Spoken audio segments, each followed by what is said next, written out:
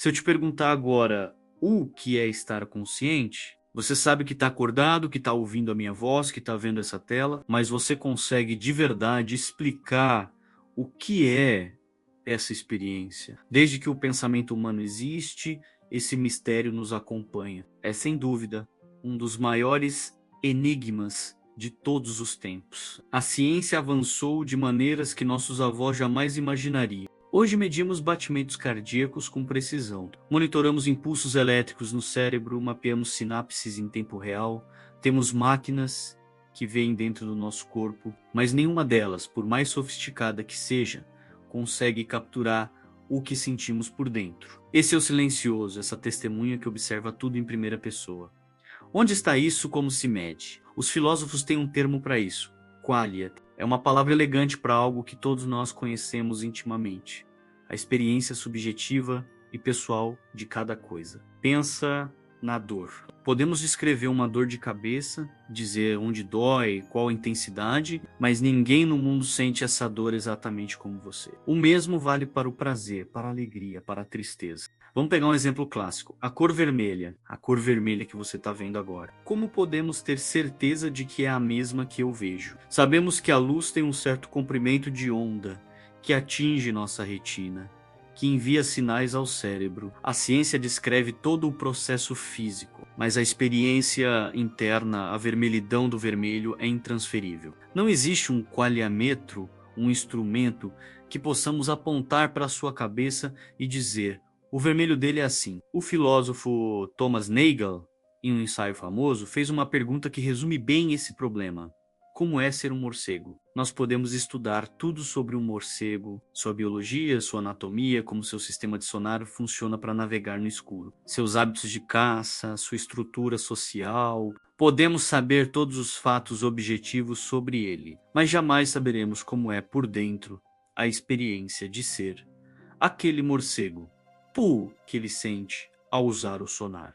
Como é o mundo para ele? Esse abismo intransponível existe entre a nossa consciência e qualquer outra, seja de um animal ou de outra pessoa. É aqui que a ciência, com todo o seu poder, encontra um muro. A neurociência fez progressos incríveis. Hoje conseguimos localizar no cérebro as áreas responsáveis por emoções como o medo na amígdala ou pela formação de memórias no hipocampo. Sabemos quais partes do cérebro se ativam quando falamos, quando ouvimos música, quando reconhecemos um rosto, mas ninguém, nenhum cientista, conseguiu até hoje apontar para um conjunto de neurônios e dizer: é aqui. É neste exato momento que esses impulsos elétricos se transformam na sensação de nostalgia, no sentimento de amor, no arrepio que uma música te causa. Quando você sente aquele aperto no peito de saudade ou a euforia de uma conquista, isso é apenas uma descarga de dopamina e serotonina.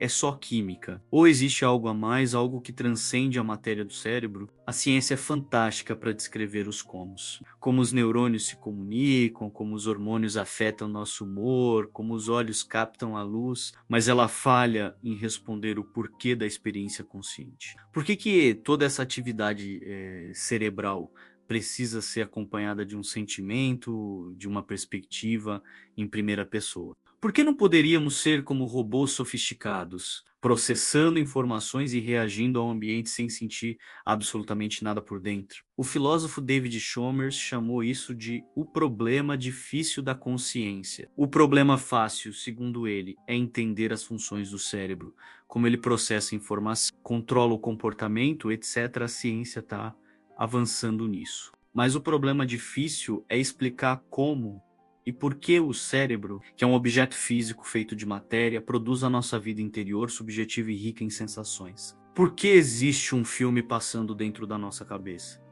E quem está assistindo? Isso nos leva a uma das perguntas mais antigas e profundas da filosofia. René Descartes, lá no século XVII, chegou à sua famosa conclusão: penso, logo existo. Para ele, a única certeza inabalável era a da sua própria consciência, do seu próprio pensamento.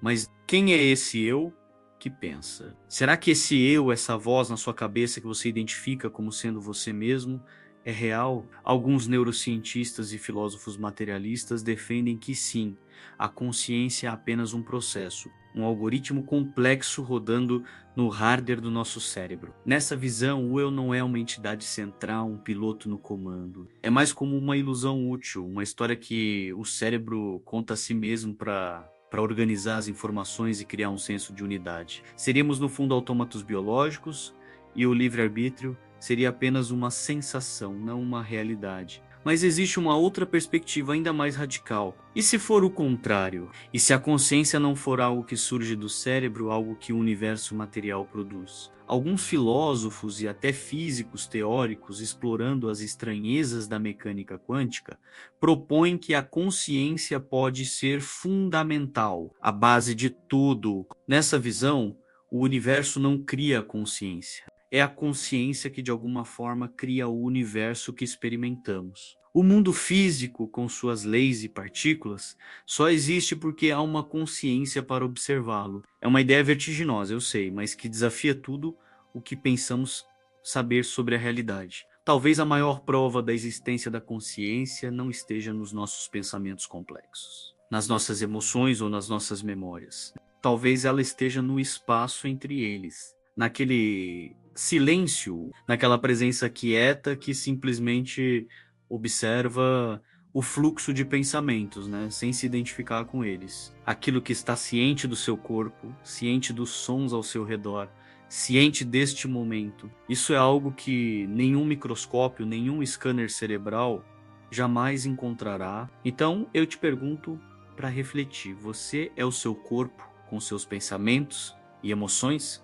Ou você é aquilo que percebe o corpo, os pensamentos e as emoções? Quem é você de verdade? Se esse mistério te intrigou tanto quanto me intriga, se você gosta de questionar a natureza da realidade, se inscreve aqui no canal e ativa as notificações. Me acompanha também lá no TikTok para pílulas de conhecimento e reflexões mais curtas. Assim, a gente pode continuar juntos essa jornada fascinante pelo maior enigma de todos, a nossa própria consciência. Obrigado por assistir e até a próxima.